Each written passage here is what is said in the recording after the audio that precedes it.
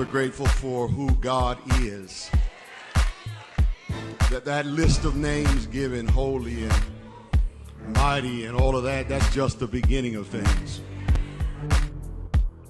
When Jesus was jousting with the Pharisees, Jesus made it clear to them that when you start talking about me, you're talking about something that surpasses Abraham. Because before Abraham was, he said, my name is I am. In other words, when you open up the book to look at all of the good things that a person can possibly be mighty and triumphant and awesome and holy, he says that that's just the beginning of it. He had to close the book. Who I am, America. My name is Bristle Hay IV, born in Brooklyn, New York in the year of 1988. My mother, Jennifer Milhouse Hay, and to my father, Bristle Hay III. Who I am, America.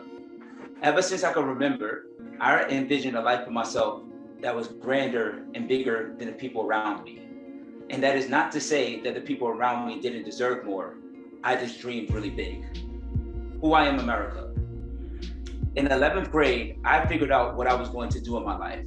I was going to be the most famous Black opera singer to ever live. Who I am, America. That drove me all the way to my higher education. I took my undergraduate studies at SUNY Purchase College, and I did my master's studies at Binghamton University, all in classical music. Now, I know what you're thinking. Who are we standing in front of? But the foundations that set this path is unlike anything that you would think. I'm gonna rewind. Who I am, America. In the 6th grade, I remember the hardest conversation I've ever had. My mom sat me down and said, Bristle, your father is an alcoholic. It shook me to my core. For one, I wasn't sure what alcoholism was. For two, I just knew that he was a different person than the person I was growing up with for the first 10 years of my life. It hurt. But I had a mom that sustained our home, and she made sure that we was always safe. I had a brother who was my best friend, and in moments when it was the weakest of us, we had each other. And concurrently, by the time I got to my next years in my life, that's when I found music, which I truly believe is the very thing that saved me and got me out of my circumstance. In the 7th and 8th grade, I went to Ronald Elman's Learning Center, which is a specialized junior high school. Now, when they say specialized, they simply mean that you are talented enough to get into a more private education for free. Now, the thing that I found most valuable in my older age is that that very thing removed me away from my circumstance. I'll back up again. Who I am, America. Because I grew up in Bed-Stuy in the 90s, you can imagine I saw a lot of gangs. I saw a lot of violence. And the first thing that removed me from that environment was music. And to this day, I'm forever grateful for the opportunity to expand and learn something different. Who I am, America. From the junior high school years at Ronald Elman Learning Center, it drove me and took me to my high school years at the Professional Performing Arts School, where I found one of the biggest influences of my life, Miss Chantel Wright. Now, why she was much of an influence? She was the first person to tell me that, Bristle, you are not where you came from. You are where you want to go. She challenged me to think differently, to be different, and truly figure out who I am and own it. Now, remember, at the same time, concurrently, my dad was still in my home dealing with alcoholism. I remember walking in home sometimes and having physical fights with him. I remember being screamed at. I remember being minimized. But I also remember the very thing that saved me, which was music, and at that time, God. I'm forever grateful for those opportunities and that community that was built by my mentor, Chantel Wright, because it allowed me to be able to hug people when I needed to be held the most. And what it did is give me experiences that showed me that the world is bigger and so much beyond the Brooklyn bubble. And I don't mean that in a derogatory way. The Brooklyn bubble is just as similar as the Baltimore bubble or as the Canadian bubble. Wherever you were and you don't recognize that you have a chance to expand, that's your bubble. Music, and right, my family and friends gave me an opportunity to burst my bubble. Now, after my education years at SUNY Binghamton, I actually stopped singing. I had what you call vocal nodules, which required me to get vocal surgery, and I could not sing anymore. And it was honestly one of the best things that happened to me. The very thing that saved my life, I became attached to in a way where I couldn't breathe or live without it.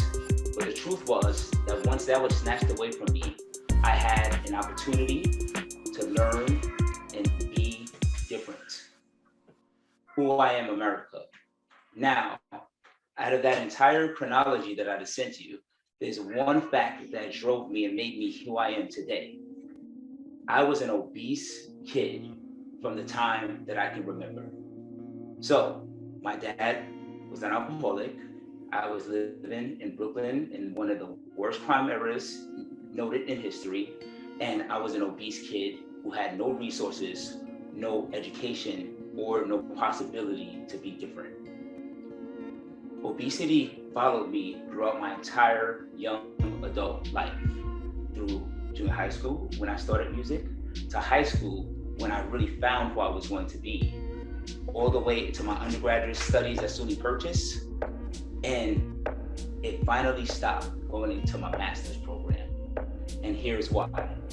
Who I am, America. My dad, who suffered with alcoholism, died at the tender age of 47. He drank himself to his end. When he passed away during going into my senior year in college, I wasn't sure how I felt about it. I knew that we made amends.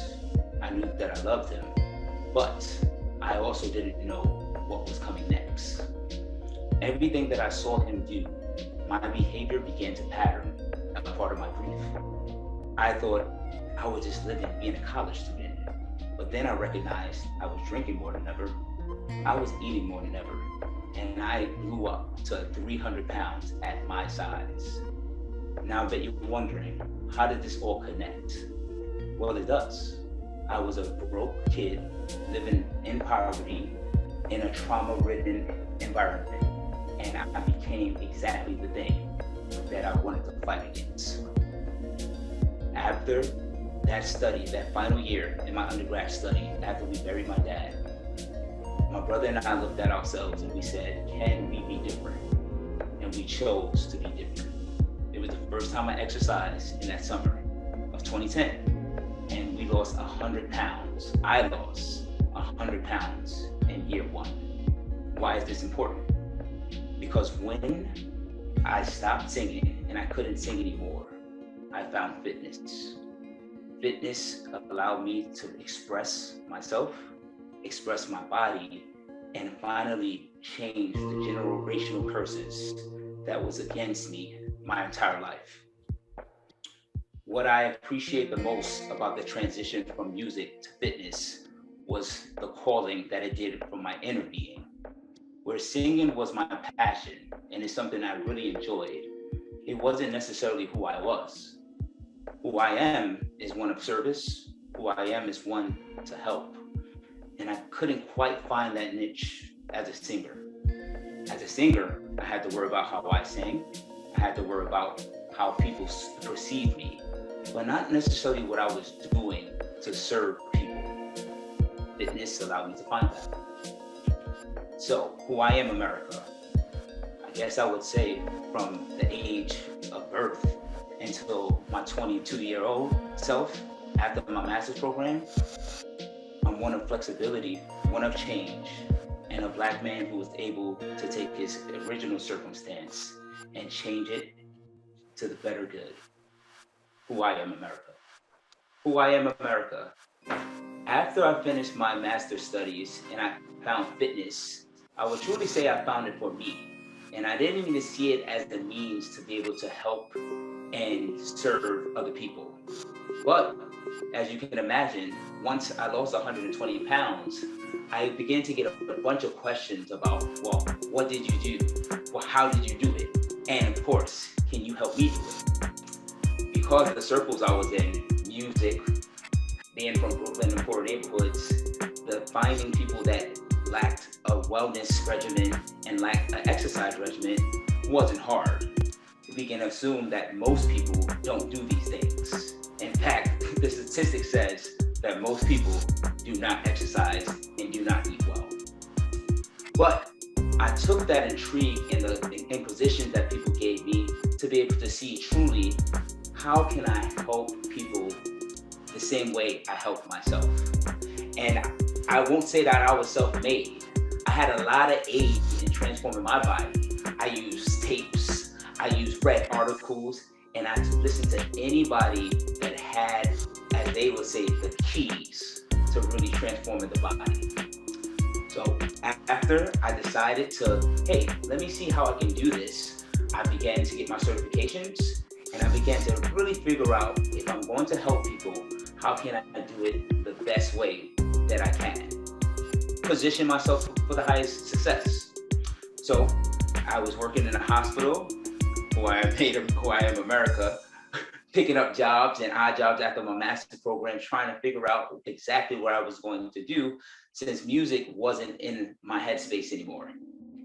After I was working, I began to get my certification for training, and sure enough, as I started to help people and do it for free, really to just get experience, I found another passion. And I would say that you speak to a lot of people, and having one passion is really hard sometimes. They say like, hey, I used to like things when I was younger, but I didn't really stick with it.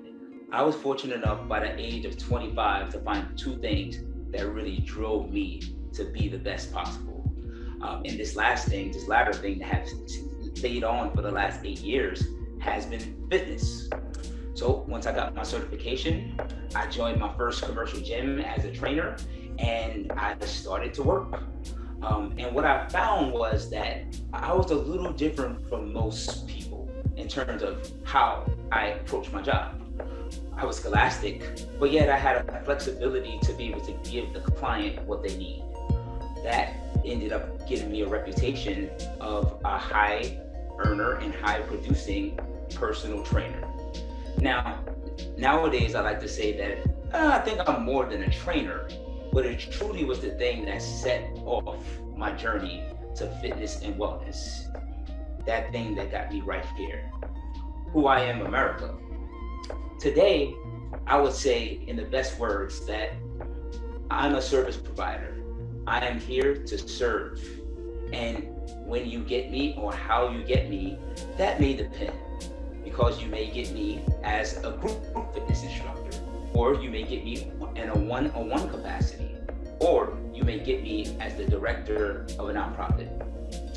Who I am, America. I founded Facing It Together, Inc., which is an equitable health solution to bring solutions, mental health amenities, physical health amenities, and nutritional amenities to underserved communities. I built, to me, what was lacking for my life growing up. Who I am, America. What's very particular about Facing It Together, Inc. and my career right now is that the entire pivot came from the death of my sister in the year 2020. In June 2020, my oldest sister, Nght passed away. In doing so, I got the privilege to adopt my niece and nephew, who is now 13 and 10. What this allowed me to do, and what it stressed me to do, and my beautiful wife, is to figure out how do you truly show up and serve people? How do you make and have a sacrificial part of your life, but still make yourself whole?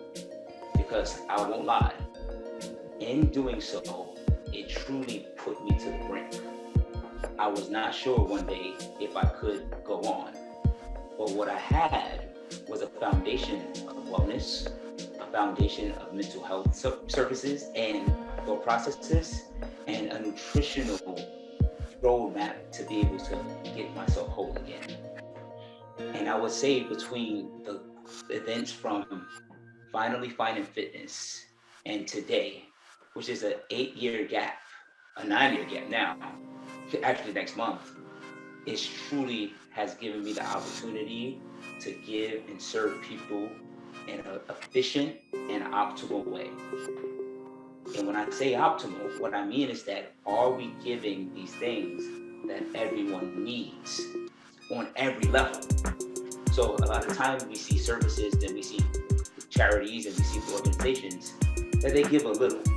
But then you have to jump back and forth, place to place, to be able to really find the formula for your success. And I believe that Facing It Together, Inc., that we're really creating an organization that handles a very complicated problem on a multitude of levels.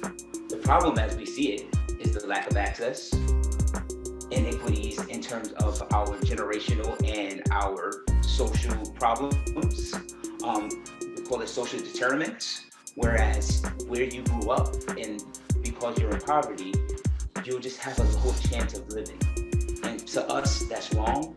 And we believe that if we can start facing these problems at the grassroots level or at the beginning level in adolescence and childhood, then we can start changing generations just by giving people the ability to change themselves and the information to always know how to steer their course in the right direction. For that, I'm privileged. For that, I'm grateful to be able to serve people into the capacity that I wish I was served.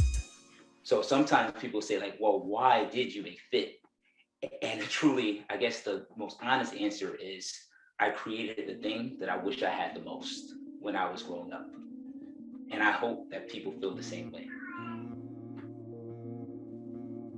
Who I am, America. I am love, I am happiness, and I am Black joy.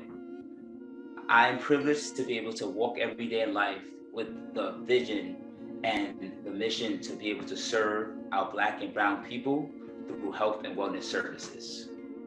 If you find fit to be able to find us, our organization, and help and kind of root us on, please follow us on Instagram at Facing It Together, Inc. We know that we won't disappoint. And above all, if you know that you have something and you can do something to save or change a life, I'm asking you today, please do it. My name is Bristle IV, and I am made in America.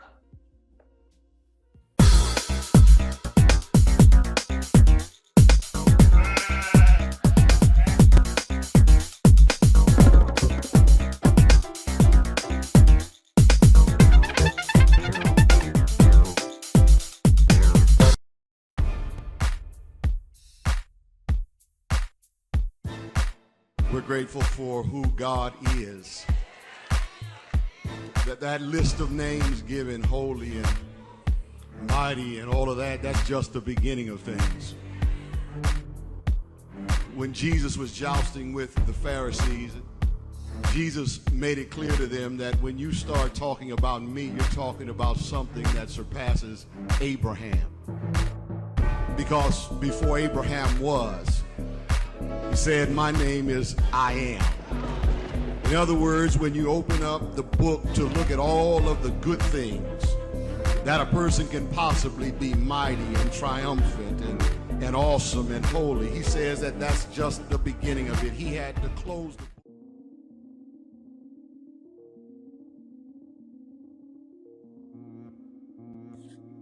Wow, you know what? Who am I, America? I'm DeAndre Ivory. And I tell you what,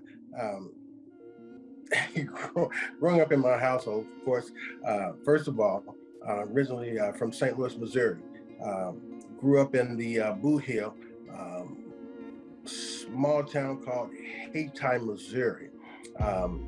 Started out, of course, in the traditional home. Mother, father, both working. I am the second child of 3 sons, so I'm the middle son. often referred to by my mom and my dad as the middle boy. I'll tell you, growing up in my family, I never actually thought that I would be a comedian or doing comedy, things like that. Actually, I was always sort of an introvert or a shy person. But growing up in my household, I grew up in a household that it had a lot of love, but also there was tragedy in the sense that it was an abusive household as far as my mom and my dad were concerned, because my dad was abusive to my mom. And so growing up watching that, the thing about that was I actually ended up, going to comedy and wanting to make people laugh, because I found that was a way to put a smile on my mom's face. And I always wanted to see my mom smile. I always wanted to see her laugh. So I was always doing silly things, saying silly things, just to do that. It kind of carried over, of course, in school. Of course, straight A student, all through Head Start, kindergarten, elementary school grades, and then funny thing happened. And this is some of the pitfalls of peer pressure. One of the things that happened was in the 5th grade, we took a test, and based on my score, my overall score of the aptitude test, I was granted a position in the gifted program because I scored a 92 or above on the aptitude test. And there were only 5 of us in the entire school, both 5th and 6th grade. So of all the 5th graders and all the 6th graders, there were only 5 of us that actually scored 92 or better on the aptitude test. And so we were in what's known as a gifted program, which meant every Thursday, we would actually get a chance to get together with a special instructor, the 5 of us, every Thursday for 4 hours, and basically just be creative. And I really did enjoy being in the gifted program at first, but then what happened was the other students started making fun of me during the week, and they called me nerd, and they say things like, "Look, there's DeAndre, he's gifted," because not only was I in the gifted program, but I was the only African American in the gifted program. So being the only person of color, that I definitely stuck out like a sore thumb. And so I began to be constantly cheesed by other students who basically made it seem like it was a bad thing. So I actually became embarrassed for being quote unquote gifted. And because of that, I actually let it affect my grades, because the following school year, I decided I didn't want people to call me a nerd or call me gifted. So because of that, I would actually let my grades slip purposely. I wouldn't do the homework. I would make sure that there were certain tests that I wouldn't try that hard on, just so people would make fun of me and give me the stigmatism as I thought it was, of being a nerd or being gifted. And so what I learned years later, of course, into adulthood, I realized that, you know what, there's nothing wrong with being special. There's nothing wrong with excelling. Being gifted or excelling in school, trying hard and achieving certain goals. There's nothing wrong with that. And you shouldn't let people discount that or make you feel bad about being smart or intelligent or being gifted. We're all gifted in some sort of way. We all have gifts that God has blessed us with. And it's up to us to cultivate those things and maximize those things. But of course, in a humble way. You know, as I, you know, grew up, of course, I grew up in church from the Baptist church to Church of God in Christ to non-denominational. So God has always played a very impactful and powerful, important role in my life. And again, being the second or the middle child of three boys, you know, it was always hard for me to stand out because, you know, my younger and my older brother, they were both straight A students as well. And seeing and hearing some of the things they call my older brother, they call him Turtle because he always had a book bag on, you know, on his back, and Nerd. You know, once they started making fun of me for being in a gifted program, I was like, man, I don't want to, you know, I don't want that.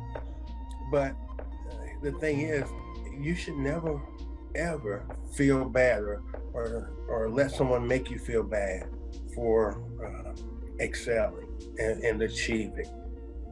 Okay. One thing I realized growing up is my mom and dad, after even before and of course after they were divorced, they always told me, no matter what, keep your circle small. Everybody's not your friend. Everybody's not your friend. And I found that going through life, that people wish you well. 9 times out of 10, though, they don't wish you as well as them. Meaning they want to see you do good, just not as good or better than them. So my challenge to the youth today is to stand up and stand out, because there's nothing wrong with achieving. There's nothing wrong with excelling. Getting back into the comedy thing, where I am today with doing my comedy, I was on the when I got into when I entered into high school in the 9th grade, my freshman year. And what's so important about that, I was on the speech and debate team.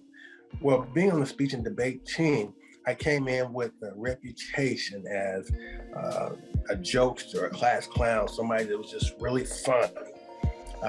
You know, I did all the Easter plays in church and all that. So, you know, I was proud of the fact that, you know, even as a 5-year-old, you know, during the Easter play, my speech was just as long, if not longer than, you know, kids that were, you know, twice my age, you know, and I would always memorize mine and I would never read it. While other kids, even the older kids would be reading theirs throughout the paper, I would always have mine memorized. Of course, I had my little Easter suit on and I was sharp. You can tell me nothing. But it's funny, when I look at where I am today and being on the speech and debate team, one thing that I found in being on the speech and debate team in high school and in college is that you can make an argument for anything. And I challenge the youth today to make an argument for themselves as it pertains to being successful, as it pertains to achieving. Why should you want to achieve? Why shouldn't you want to stand out? Why shouldn't you want to be the very best? There's nothing wrong with you separating yourself from people who are not doing their very best or not standing out. You know what? The most successful people in the world, literally, are the people who said, you know what? I'm not going to be like everyone else because everyone else is not achieving at the level that I want to achieve. We all dream. Some of us just dream in color. And so I challenge all of you today to dream in color. And make sure when you dream in color, when you wake up, remember that dream. And so when you start to achieve and you start on your path, just know that no matter what, at the end of the day, the only person that can judge you for your successes and failures are really you. And of course, God judges us all.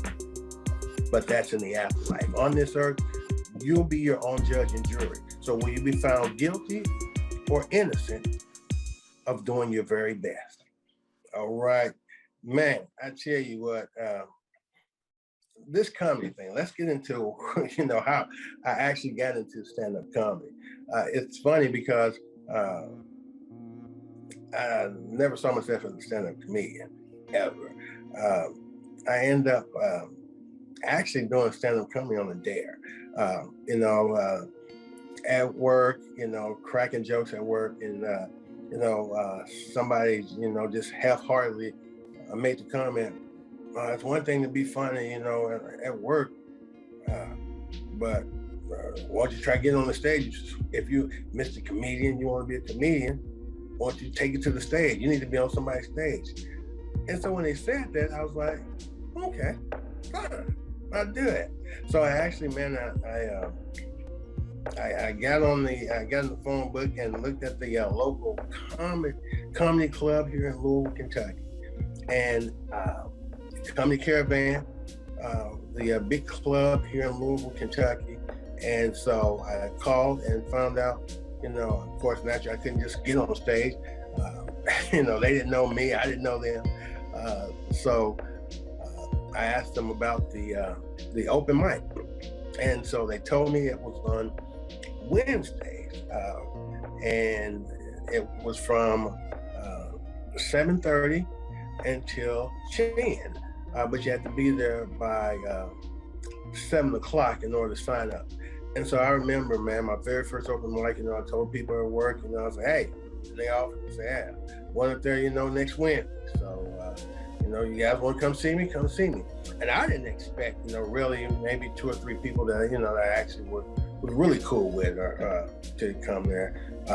But as it turns out, about 40 people from the office, from all over, the office, they showed up. And so when the manager saw that, he actually, he put me towards the very end. I think they had about 30 comedians that night, 30, 35. So yeah, we only got 3 minutes.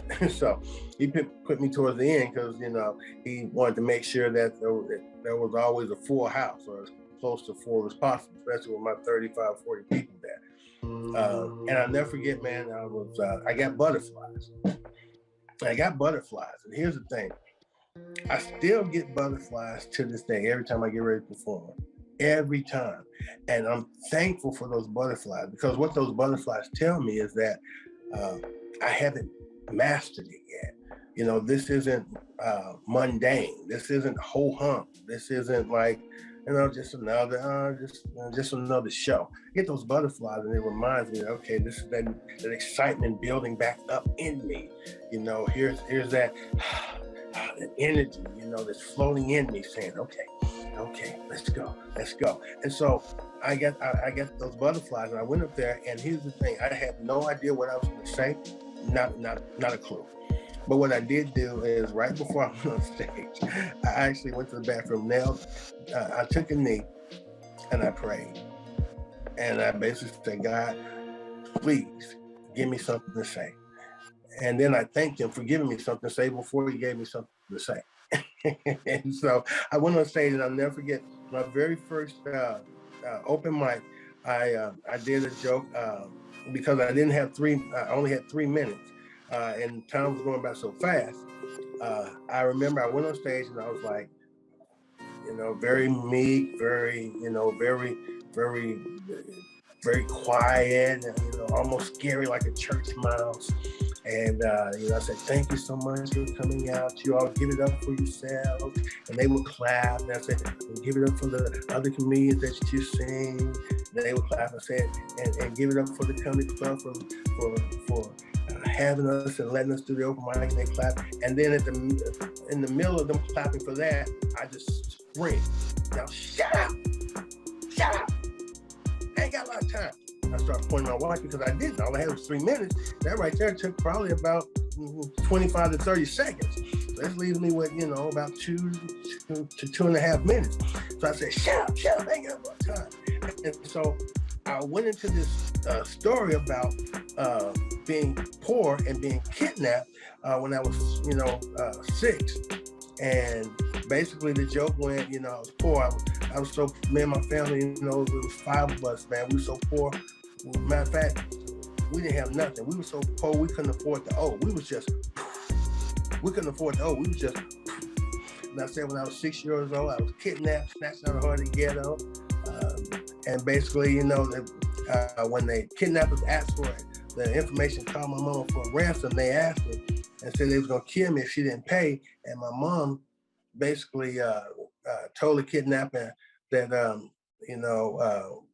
basically what was the ransom for, the amount, and the kidnapper said, $13.72. Yeah, $13.72. And so the crowd just bust out laughing. And then I told him, shut up. And then I got emotional. I said, that wasn't what hurt my feelings, the lowball price. I said, what hurt my feelings was when the kidnapper hung up. He turned to me and said that my mama had the nerve to ask him, could he hold a check for 2 weeks? And man, they just fell out, man. I was just like, yeah. Man, it felt good. And the thing about it is there was a guy that was in the audience, I'm not gonna call his name, but he worked at a car lot. He was a sales manager at a car lot. And he saw me, he loved me, and he set me up with studio time, and I cut a CD, he paid for everything. And I cut the CD. He, I got the CD, and he told me that, he'd come, and he stopped by my job and pick it up because he wanted to hear it. And, I gave it to him, and he said he'd give it back to me. He wanted to listen to it. And I did make a copy of it. Well, it turns out I never heard from that guy again. He never returned my calls. I called over to his car lot where he worked. He never returned my calls. I never heard from him again. I didn't have a copy. He had the original. I didn't have anything. And so literally less than a month later, I'm watching BET Comic View, and I literally saw comedians, 2 different comedians doing my jokes word for word. And it crushed me. I was devastated to the point where I actually stopped doing comedy for probably about 5 or 6 years. I was just, because you dream and you say, okay, this is going to be your big break, and this guy's going to help you, and you're going to take off, and then to see that happen, it's just really deflating. But one thing, even though I stopped doing comedy on stage, one thing I never stopped doing was I never stopped being myself. I never stopped joking. I never stopped creating in my mind.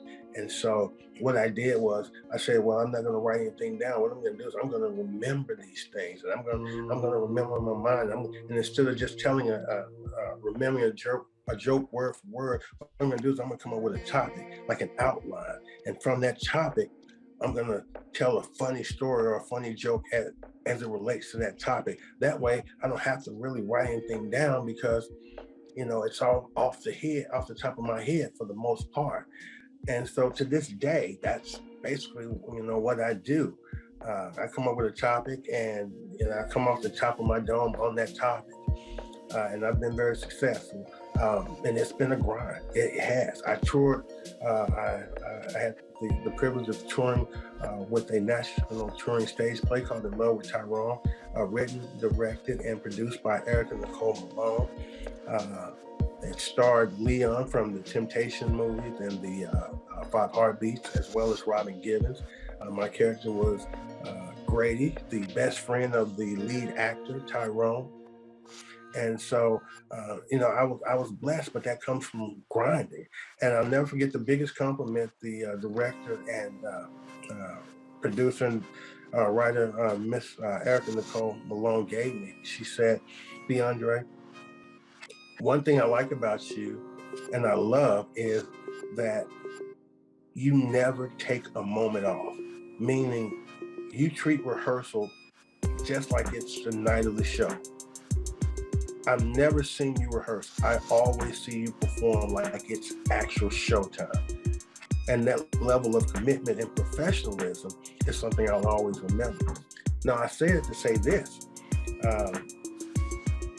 After of course, when COVID hit and everything stopped, I was recently contacted by Miss Erica Nicole Malone and her husband Brian about doing a possible residency in Vegas with the play. And that all comes from just me putting in the work and grinding and showing up for rehearsal and treating it as it is actual showtime, and not taking a rehearsal as, just time to kind of joke around and be silly and kind of be lazy. No, just treating it as it's an actual show, and we're in front of 3,000-4,000 people, just like it would be at a normal show. And so when you do that, what you have to understand is you have to be committed and you have to grind and understand that even when you're practicing, people are watching. So my advice to you is understand this: your grind shows your gratitude. Your grind shows your gratitude. It represents your gratitude.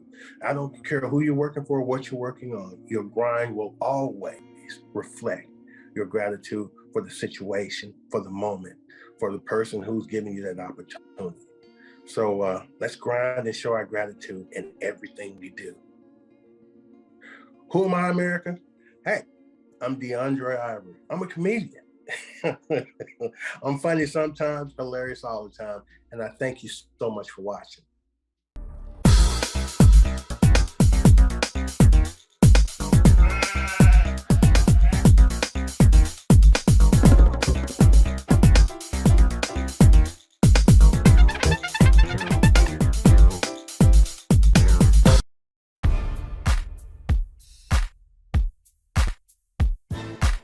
We're grateful for who God is.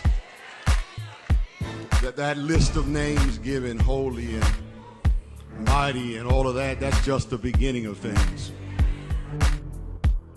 When Jesus was jousting with the Pharisees, Jesus made it clear to them that when you start talking about me, you're talking about something that surpasses Abraham. Because before Abraham was, he said, my name is I am. In other words, when you open up the book to look at all of the good things that a person can possibly be mighty and triumphant and awesome and holy, he says that that's just the beginning of it. He had to close the... Who am I? I'm Pastor Junior Trent. I grew up in Newark, New Jersey. Two parents, a father and a mother. Father was a heroin user, mom was an alcoholic. We went all throughout the east side of Virginia, going back and forth to Winston-Salem. Finally, my father found a job down in Winston-Salem, and so we started to live in Winston-Salem. Pops got on heroin real bad, left me, my sister, my brother, and my mom did the best she could till we got homeless. Then we stayed at the bottom of a church in Winston-Salem off of Martin Luther King Boulevard. And as we began to live there, living homeless, didn't know what to do. My mom, she prostituted to get enough money to put us on a Greyhound bus to carry us to our grandmother's house in Virginia. I remember when my mom dropped us off at our grandmother's doorsteps and promised that she would come back and take care of us when she could. And at that point in time, my grandmother raised us, a Christian lady. She was a holiness lady, believed in God. She believed in something that I didn't understand at a young age, but yet as I grew older, I understood what Grandma was talking about when she talked about God. As Grandmother could take care of us, she had sugar diabetes, ended up losing her leg, and ended up moving us to Hampton, Virginia, where we stayed with an aunt for a few years. And we were kids who were growing up into Hampton, Virginia. My grades were excellent. I was an honor roll student. I was vice chairman of Phoebus High School in Hampton. We stayed there for a little while, and then Grandmother couldn't take care of us anymore, so we moved back to foster homes. And foster homes where my uncle in Virginia took us back into his fold, stayed there for a little while, got in trouble, hit a kid in the head with some brass knuckles, and my uncle moved me back home to Newark, New Jersey with my father. Stayed there for years, played basketball, even had a scholarship to play for Seton Hall University. But yet, as life was going in the crime of Newark, New Jersey, I started to dib and dab and looking at people sell drugs at a young age. So when I got back on my feet, decided to move back to Virginia, and then at that age, I began to get my hands on drugs and stuff like that. Then I fell, and I went to the federal program for 3.5 years in Petersburg. It was sweet. Didn't understand my life journey at that point, but knew at an early age that God was pulling on my heart. So then after that, I began to got out of prison no less than 18 months, got back into the game, met a lot of people, met a lot of important people at Petersburg camp, got back out, started trying to do what I do, and ended up getting locked back up for a 13-year bid in the feds. As I began to get my journey into the Fed system for the 13 years, I remember the day that I was talking to my dad, and my father used to tell me, said, son, you're always sending these pictures of you, look like you're chilling. You got your chains on, you got your new sneakers on, and you got a 300-month sentence, which means 25 years in a federal penitentiary. And my father gave me this theme that I've carried with me throughout the rest of my life. My father told me that until you get tired, nothing is going to change.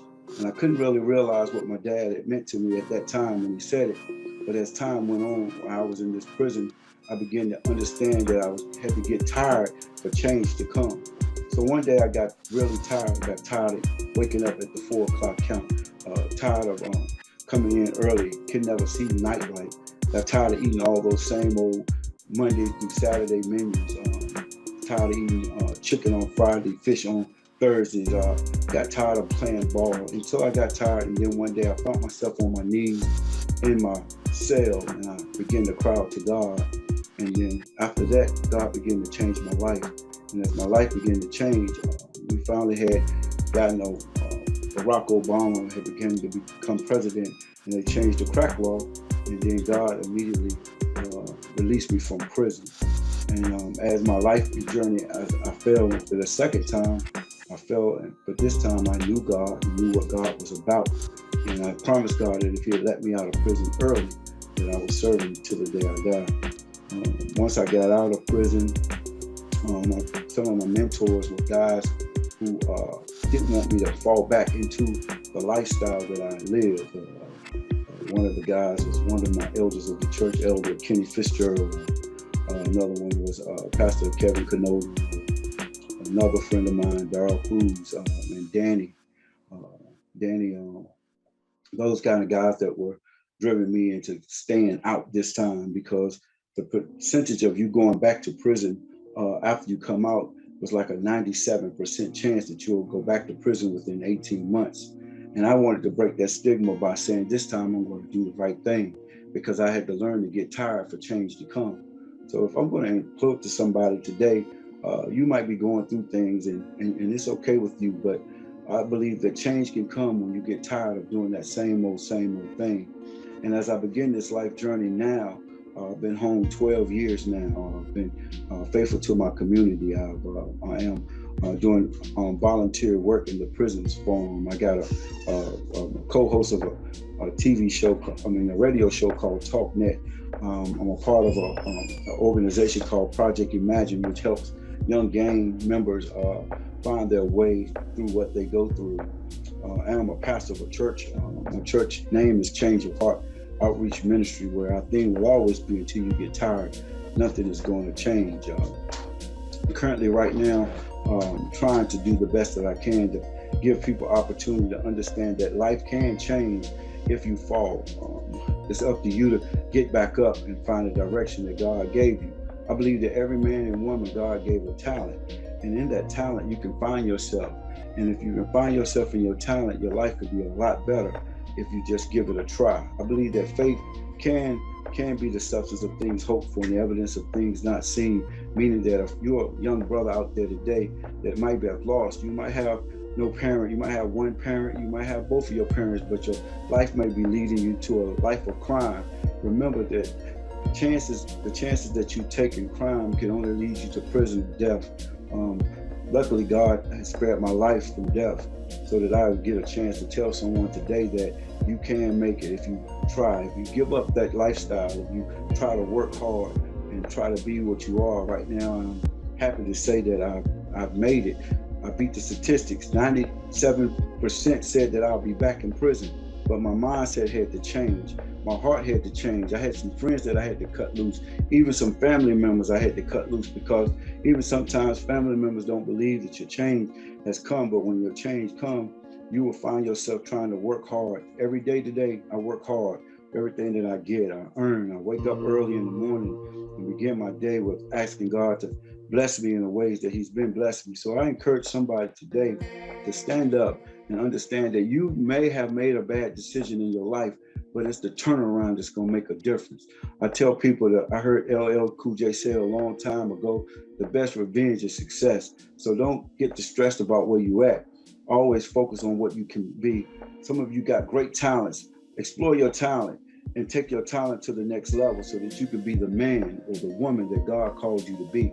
And I believe that God will move for you just like He moved for me. But I had to get tired, and get sick and tired of what I was going through. I've been homeless, I've been in foster care, I've been through it all, but yet I'm still here, and I found myself.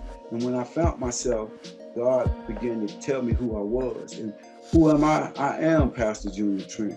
I was a child that had two parents. Unfortunately, my parents, they did the best that they could, but the best thing that my mom could have done is drop me at my grandmother's footsteps, who taught me about God. I remember the times that my grandmother would go in a room and cry out to this unseen person. But every time that she went and cried out to this unseen person, things were happening in her life. So I didn't really understand it until I got a little older, and when I realized that God was who He was to me in my life, I began to understand that He is real. So today somebody can be encouraged that there is a God, and that God knows you and He loves you.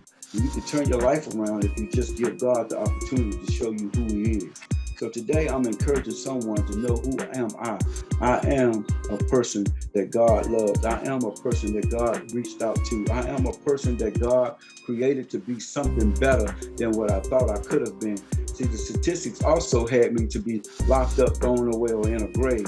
But God saw fit for me to live, to tell my story to somebody and be encouraged enough to know that change can come, but you got to be the one that's committed to it. I believe today that if you would just open up your heart and pour out your heart to God, I believe that God can make a way out for you.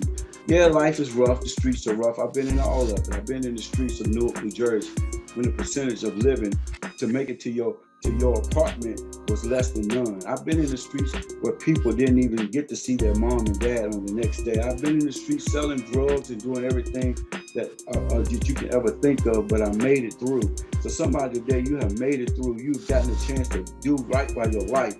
And God is giving you that opportunity to do right by your life. But brother and sister, I'm encouraging you to stand strong, and you can make it. I believe that if you put yourself around good, positive people, I believe if you got somebody that say they truly love you and love you for who you are, they won't give you no drugs to sell. They won't give you a gun to tote. They will give you some kind of lesson to learn that your life can be better than it is. So today I'm encouraging somebody to stand up and believe that you are who you say you are. Unfortunately, when I was going into the prisons, I didn't find my true talent. But one day I was outside of this camp and I was washing this car. And this is what I'm trying to get somebody to understand, that, yeah, I ended up having a small car wash detail shop, but it was something that I really loved doing. Yeah, I was a big time drug dealer. Yeah, I sold drugs. Yeah, I had it going on, but I had a true talent in washing cars. And some people may laugh and say, well, yeah, man, you wash cars. What is that going to bring you? Well, that was my God-given talent to be physically able to do something with my life. Some of you might be photographers. Some of you might be drawers. Some of you might be even grown to do computer knowledge. But whatever the talent that God gives you, you can grow from it, man. You can make it. And I believe that you can turn your life around. Now I'm a successful business owner. Now I have a nice car detail shop and tire shop. Yes, I'm a pastor of a church. I'm doing what God entitled me to do, but I found my way. And in finding my way, I thank God for what He's done for me. So today I want to encourage somebody. Who am I? I am a survivor of a foster home. I went from foster home to foster home.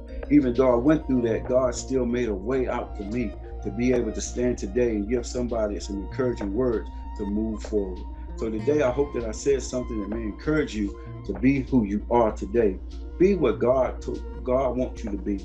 And if you be what God wants you to be, it's nothing. The sky can't hold you. No limits can hold you or bound you.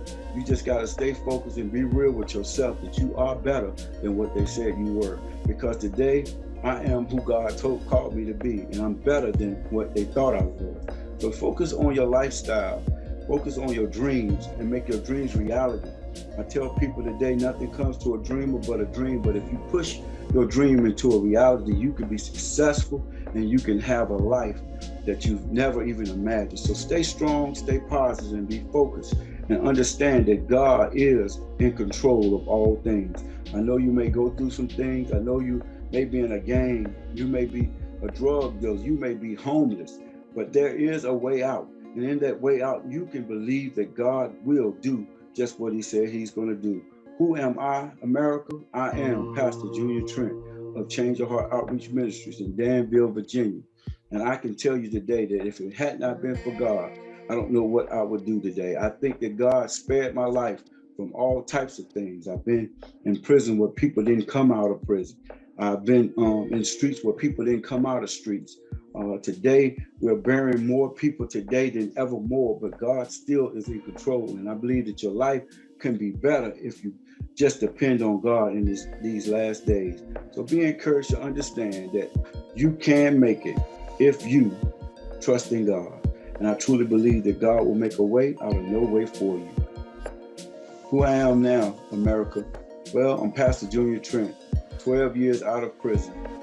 I've got my own business. I created a business called You Shine, I Shine, car care detail center. I've created jobs for people in the 12 years, over 100 jobs for young men and women who tried to strive to get jobs. I've been pastoring for over 4 years now in my own ministry. And even in creating my jobs and keep creating jobs, I've got in touch with an organization called Project Imagine by my good friend Robert David, who came into this area in 2018 and got a great impact in the communities to help young guys who are in gangs. And we've turned those guys, gangs into reality to find jobs. We took out the, you have to have a GED, and we helped them get a job and get their GED while they work. We are now creating more jobs in this area now because we care for our people. Our church is a church that cares about people, and our theme has always been, until you get tired, nothing's going to change. And why do we say this theme? Is because we find that in this day and time, you got to get tired of something. And when you get tired of something, you will realize that God can help you out. So today, I just want to encourage somebody today to know who I am today. I am who God called me to be. And I'm glad and proud to be who God called me to be. So with that, I just hope that somebody today understand that God is in control, and I'm happy to be who I am today. Action. All right, some of the other great things that I'm doing into the community now is trying to grab out the young guys and get them to find out what their purpose is in life. Some of these guys today have the same type of lifestyle that I live. They have one mother or maybe two parents, one or both on drugs, don't have a way at home to find peace. So now today we're trying to reach out to those who are in those type of situations to help them find their way so that they can make it. Today we also are carrying a theme called a youth explosion, but a family affair, because we believe that if we could touch the mother or the father and being able to help them change their lives, it can make it more better and suitable for the youth to be able to come home and have a nice and peaceful home. So I'm driven today to tell somebody today to be encouraged that help is on its way. Right now, our community have all the resources to be able to help young men and women get jobs. The jobs here now are very high for a person to not have a job than not to have a job. So our community now, we are driven to push out all of the excuses for young men and women not to have something today to have something and teach them to be better persons that they are. And I pray that I can help somebody not fall the way that I failed. But if they did fall, I do have voluntary prison where I go into prison forums on the and I go into the prisons to remind people that there can be a change. I am a testimony. I am the evidence that change can come if you commit yourself to being who God called you to be. And then we have our radio show called TalkNet, where we get on the radio and we talk about things and talk about God and talk about things that's happening to folk today, that they may listen and be encouraged to know that God is still in control of their lives. If they give him their life, the change can come. So with that, I just want people to be encouraged that I can help you if you need me. Just give me a call. I'm not too far from you. I'm live on Facebook. You can find me at Junior Trent Facebook, and just give me a call to be encouraged to know that God is in control. And if I can help you push some youth from what they're doing, I believe that I can help you by trying to help them find out who they are and follow their dreams to be a successful person in life. I am successful because I gave up that life and I trusted God to move the way that he moved so that I can be who he wants me to become. So today, be encouraged. Who am I? I am Pastor Junior Trent of Change Your Heart Outreach Ministries. And our theme will always be, until you get tired, nothing is going to change. You got to get tired, my brother and my sister. Are you tired? If you're tired, then change can come. That direction can be led easily by you saying that I don't want to be a gang member no more. I don't want to be on drugs anymore. I don't want to have this life of crime anymore. And when you begin to repeat those things in your heart, change can come, because I believe that you can find your way, but you can't find your way until you get tired of it. If you're enjoying the lifestyle that you live in, you can't change. And the only opportunity that you're going to have in that environment is prison or a grave. And today, we don't want you to be in a prison or a grave. We want you to be out here to be successful in what God wants you to be, man or woman. I want you to wake up today and understand that there's something better for you, but you got to get tired of where you at. And if you ain't tired where you at, then you got a whole lot of life to learn. And I don't want to see you go to prison, and I definitely don't want to see you at a graveside. I wore my black suit more than I can imagine now for funerals after funerals. I'm just tired of going to funerals. In fact, I don't even want to go to another funeral. How many funerals that we've been having in these last 6 months has just stressed me out. But until then, I just want somebody to be encouraged enough to know that success can come, but you got to work at it. You got to work for it. I tell a person, that if you don't want to work for it, I don't have no empathy for you, because the Bible tells me a man don't work, don't eat. So with that, keep your minds focused on what you can be in life and be who God wants you to be, because that's what's important right now, to be successful. And to be successful, you got to work hard at it.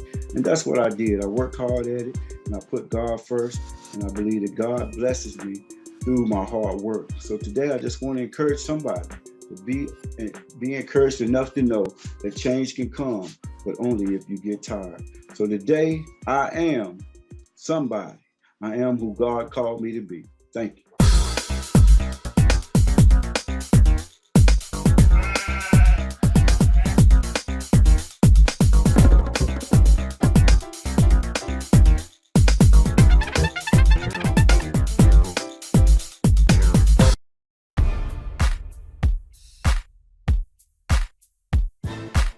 We're grateful for who God is. That list of names given, holy and mighty and all of that, that's just the beginning of things. When Jesus was jousting with the Pharisees, Jesus made it clear to them that when you start talking about me, you're talking about something that surpasses Abraham. Because before Abraham was, he said, my name is I am. In other words, when you open up the book to look at all of the good things that a person can possibly be, mighty and triumphant and awesome and holy, he says that that's just the beginning of it. He had to close. Who I am, America. I am Dr. Shon from New Orleans, Louisiana. I was born in 1964. And I grew up in a period where we had what's called wards in Louisiana, the Seventh Ward. I grew up in the Seventh Ward, and the Seventh Ward was unique because there were more mixed heritage people, i.e., French, Spanish, African descent. And because it was such a eclectic environment, we had a unique look about us. And that look would also bring with it challenges and troubles because people thought, well, if you're from the Seventh Ward, you can pass. Some of the people could pass, quote unquote, for white. And other people had different hair textures. That became a big issue. And so I grew up in an environment where there was a lot of issues around how you look, the complexion of your skin, the texture of your hair, which is a very interesting environment to grow up in. I grew up in a two-person household. My dad was a longshoreman. My mom worked at a laundromat. My mom was the one who looked European in our family. I didn't realize that, like she was greatly Hispanic and Spanish. She had English descent as well and French descent. And so my dad married her. He was 43. She was 33, her second marriage, his second marriage. And I was the oldest child. And as we grew in a household, I have two other siblings, two sisters, one year younger than me, and then another 2 years younger than me. And so as we grew up in New Orleans, in the inner city, we recognized that we kind of had it differently than many. It was like we had a privileged lifestyle, if you will. Although I grew up in a shotgun home for the first 10 years, a shotgun home in New Orleans means that the house was straight through. And if you had a gun, you can shoot from the front to the back. Therefore, they call it a shotgun. You had the narrow alleyways, and my grandmother lived next door on my mom's side. But then I found out she really wasn't my grandmother. She was my mom's mother-in-law from her first marriage. But they became very influential in my young life because I did not know who was really my grandmother. My grandmother on my dad's side lived in Gloucester, Mississippi, which is where he hailed from. My dad had green eyes, and he was about, a few shades darker than me. And but his hair texture was almost of that of an Indian. And it was an interesting combination with he and my mom. And when we would go to Mississippi, then I found out that my grandmother was born as a concubine. So in other words, her mother was the slave owner's a concubine. And then hence came my grandmother, Beulah Haynes. And then, of course, she had my dad and his brothers. And I always wondered why many of them came out different complexions. My dad, brothers, that is, and some of them were fair skinned, some of them were very light. And I didn't understand that. How could they all be brothers and sisters? Well, it turned out that the genetics of my grandmother, Beulah, was of mixed heritage. Therefore, it was passed down to her children. And so now you get the picture of how I'm growing up in this eclectic environment where the emphasis is on, you think you're better or you think you're less. And there were internal wars within the community. Not only were there internal wars with ethnicity and who you look like and the skin complexion, because that was big in those days. If you were what's called, and many people don't know this, but there was terms like mulatto, which means you were 50-50, half European, half African. Okay. Then there were terms like quadroon, which would have been like my mom, 75% European, 25% African. And then there was octoroon. And octoroon meant you were 1/8 African and everything else, 7/8 you were European descent.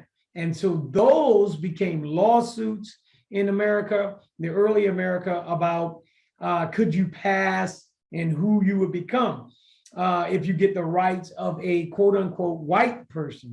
And so all of this shaped who I was, I think, growing up, because it was a big deal. The lighter you were, you somehow had more privileges in society.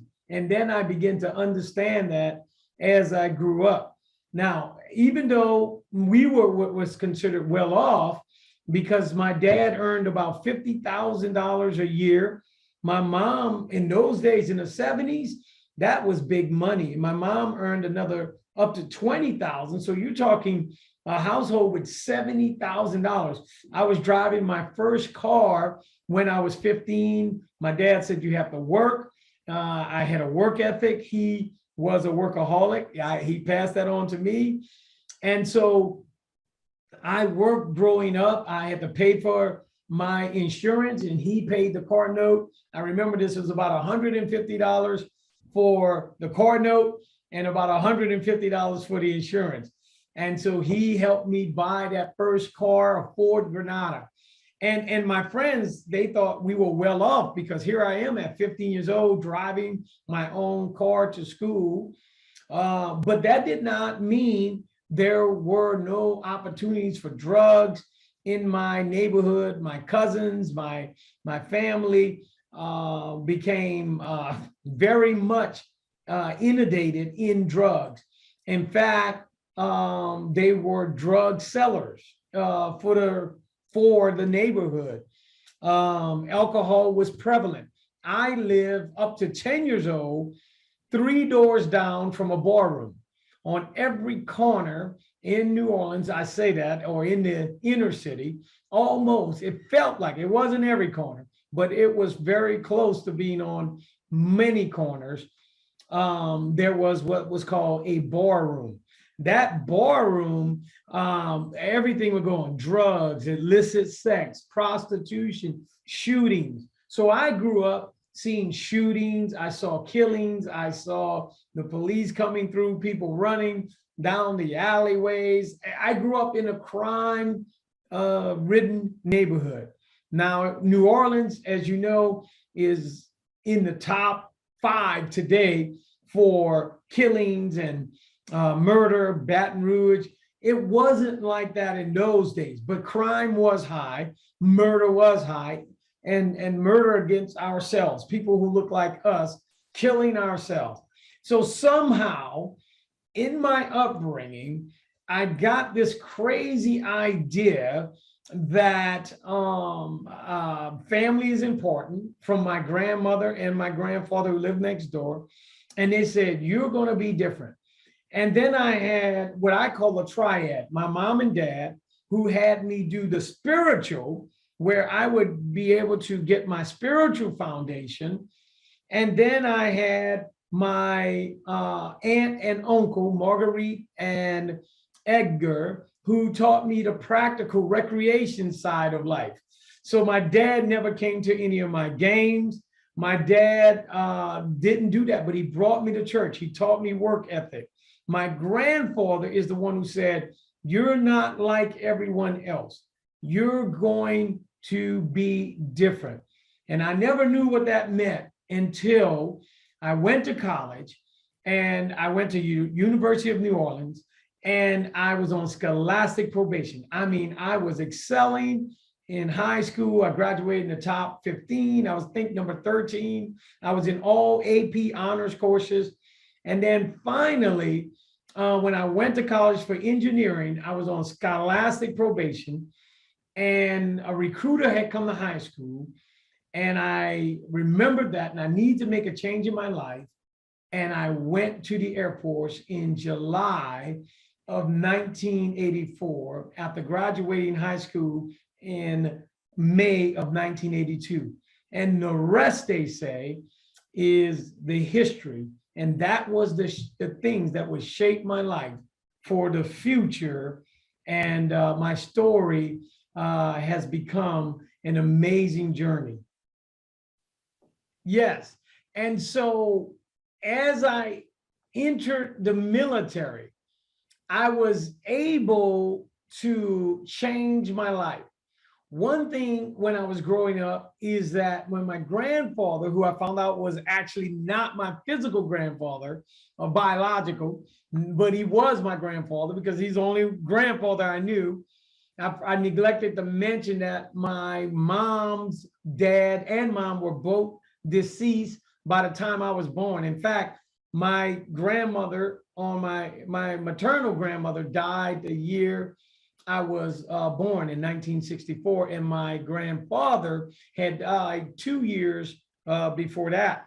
And he was Guatemalan, some say Cuban. We don't know what he was. He was a mixed heritage once again. And my grandmother on my mom's side, we do know she was Irma Millier. So she was of French descent, and she looked basically French. So again, mixed heritage. And so, but when I was in the military, I never had gotten into drugs. I had never gotten into alcohol. I had never smoked. I know it was amazing growing up in that environment with barrooms and crime and drugs and violence. Somehow I was spared. My cousins were in and out of the prison. Even my sister was affected at one point in her life by the ravaging of drugs, but I chose never to go that route. Somehow God had his hand around me, I believe, and protected me for my destiny. So I went in as an enlisted man, 1984. As I said, I used my ASVAB, that's the test you take to enter, from high school, because I was in all honor courses. I was doing pretty well in high school, like I said. And so my scores were high enough 2 years later to get me in. And I went to England, my first assignment. And this is where the world opened up for me. So I started off enlisted. I was in transportation. My job was to ship items around the world for military importance, almost as if you see UPS and FedEx today. That was my job. But while I was doing that, I went to college, and I continued my college from scholastic probation. I came into the Air Force with 27 hours. And so I continued and worked on it, and I acquired my associates in logistics management. And then I went on to get my bachelor's in industrial technology and engineering from Southern Illinois University. So within quick 5 years of being in the military, I excelled in the military and excelled academically. At the same time, I found my destiny in becoming a minister of the gospel. Although I was unlicensed and all of that, didn't have the education at the moment, in ministry, I had the calling. And so then I began to see how all of this was coming together in my life. And I became an officer. I applied and was accepted in 1991. And so after 6 years and a little more, after being in the military, 1990 rather, I had completed officer training school by February of 91. And so now I am moving forward. I am a lieutenant from the inner city. And the thing about being a lieutenant in the Air Force is, and many people don't realize this, in the early 90s, in 90, 91, there were not many African Americans who were officers. We were still living in a time where we were feeling the ramifications from the Jim Crow era up into the 1964 and 1965, the Civil Rights Act and the Voting Rights Act in 65.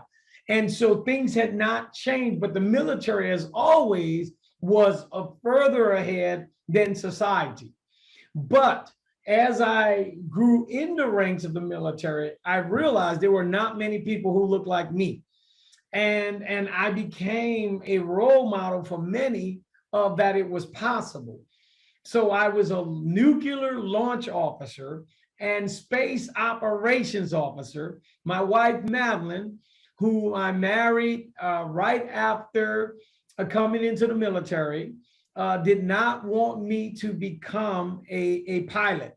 My commanders wanted me to be a pilot, but my wife said, no, you'll be gone all the time. Well, I became a missile launch officer, nuclear weapons. I was gone 8 days a week, 24 hours each time. And so it was always the laughing joke. I was gone anyway. And so I went up the ranks and my career excelled as an airman. I was up for Outstanding Airman of the Year when I first came in, the 12 Outstanding Airmen. I was the John Levitot Leadership Award winner. So all of these things, John Levitot was a hero in Vietnam. And all of these things just lined up. My career exploded and excelled. And so as my career was trajectorying up, my influence started expanding. And so all of those teachings from my grandfather, from my parents on the spiritual side, my grandfather on the confidence side, believe in yourself. And then my aunt with the nurturing, the recreational side. So it was like this perfect triangle in my life where I was well balanced and I began to move up, as I said, in all dimensions of my life. We had a family. We had 3 kids, 2 girls and a boy. Today, one is a nurse, one is a dental hygienist, and my son is a hospital administrator. So proud of them as young adults contributing. But then something happened as I continued to move up the ranks. I had the sense of the calling to the ministry.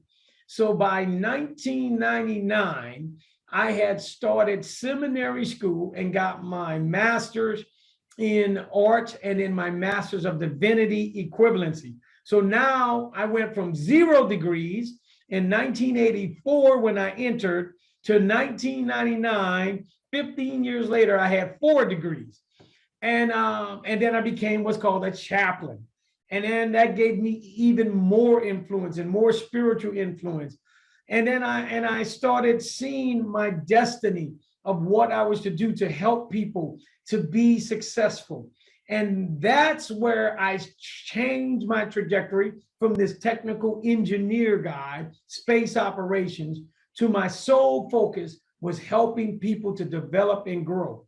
Then I introduced, or the Lord put on my heart, as I continue to excel in the chaplaincy, move up the ranks, major and lieutenant colonel, all the way to the rank of colonel, I began to realize that all of my upbringing in that eclectic background, in that multicultural background, now will come to fruition for a purpose. And that purpose was to let people know that you can become who you want to be and who you're destined to be, despite what society says about your color or your ethnicity. It's about your character, as Dr. King would often espouse. It's about who we desire to be. And so I began to shift my message about who you are versus about the color of you are. And then I started realizing that this antiquated separation that we do of white and black is made up. And then I start looking at the connotations of the word. If you're white, and then if you're black, white means pure and holy and righteous. Black means evil, void of color. And then you can look at society, blackmail, black ship, black day, blacklist. If you think of white, you think of the white lie, a doctor's white lab coat. And so I said, we have to move from that in America and become Americans. We have to move from different races, which is a made up social construct, and say, no, we are one human race. And that became my platform. Even as I went to the Iraq War, I went to Afghanistan War, my pledge to America was to bring unity. A divided America cannot stand. And as I began to sound the trumpet, as I began to travel around the world, I ended my career 35 years later as a colonel. And I did not make general. Many thought I should have made general. I felt I should have made general, but then I decided to retire early and become a senior pastor, which is what I'm doing now at Highland Christian Center in Portland, Oregon. But the one thing I'll leave you with is that I had the platform of a lifetime as a colonel in the United States Air Force, a rarity for African descent. And I began to trumpet the voice of reason that we are Americans. I've walked the walk. I've sat in the meetings. I've led in the battlegrounds. I've marched. And I am telling you, we are Americans, and we need to become one and stop the division over color lines, because I found out that just because I have more melanin in my DNA does not make me a less of a man. You can become whatever you are destined to become with your effort and with your faith and with your hope. And of course, I leave you with this, that God was instrumental in my career, in this 35-year career that saw me win hundreds of awards and recognized at the highest levels in the Air Force. So I'm proud to be an American. I'm proud to be of African descent. I'm proud to be of a mixed heritage, but mostly I'm proud to be a child of God. Who am I, America? Again, I'm Dr. Shon Nayland. I am also an author of the book, The Courage to Stand, A New America. You can Google me, you can go online, you can get this book today. And this book summarizes my upbringing. It summarizes my thoughts on life, where I believe we can change America. We don't want to go back to the old ways in America. We want to make a new America, an America where all people are free, where we all have the rights and privileges in social justice, policing. The law is applicable to all of us, and we all have a right to pursue happiness, and we have a right to create and own businesses, become who we want to become. I am not surprised at the greatness that is happening in America, especially for those of African descent, because all we needed was the opportunity. And as we celebrate Black History Month or African American History Month, I want you to remember that the greatness is inside of you.